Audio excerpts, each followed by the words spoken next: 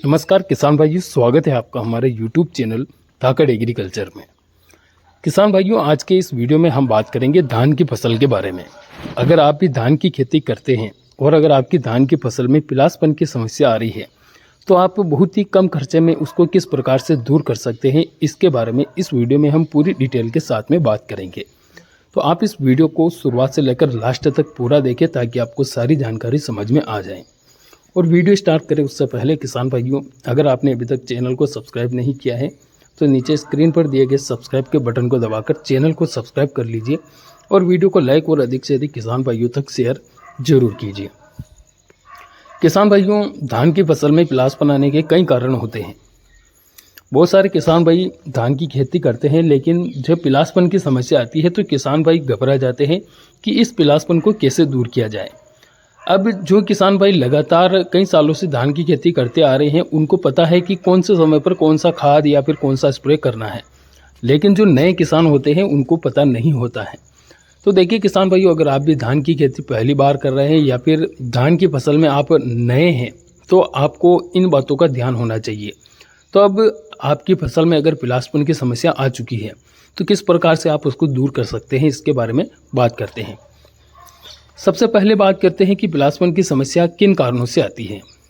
देखिए किसान भाइयों, धान की फसल में मुख्य रूप से बहुत सारे किसान भाई खरपतवार नाशक दवा का स्प्रे करते हैं, तो इससे धान की फसल में मुख्य रूप से पिलासपन की समस्या आती है। दूसरा कारण होता है यूरिया यानी कि नाइट्रोजन की कमी के कारण पिलासपन की समस्या आती है।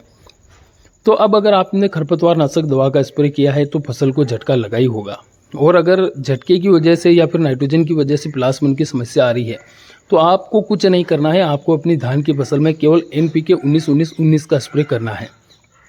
NPK 19-19-19 के अंदर 19% नाइट्रोजन, 19% फास्फोरस और 19% ही पोटास की मात्रा पाई जाती है। तो इसका स्प्रे करने से आपकी फसल में नाइट्रोजन की तो पूर्ति होगी, साथ ही फास्फोरस और पोटास की पूर्ति भी होगी, जिससे पौधे की ग्रोथ भी बढ़िया बनेगी और जो पिलासपन है वो पूरी तरीके से दूर हो जाएगा। तो अगर आपकी धान की फसल में पिलासपन की समस्या आ रही है तो आप घबराए नहीं। आपको NPK 19-19-19 की जो है थैली आती है वो लेकर आना है और आपको स्प्रे करना है। अब इसकी मात्रा के बारे में बात करें तो देखिए किसान भाइयों, इसकी मात्रा वैसे तो 100 ग्राम प्रति टंकी की दर से दी जाती है, लेकिन अगर आपकी धान की फसल छोटी है तो आप लगभग 50 से 70 ग्राम प्रति टंकी की दर से यानी कि 500 ग्राम से 700 ग्राम तक प्रति एकड़ की दर से इसकी मात्रा रखकर आप स्प्रे कर सकते हैं।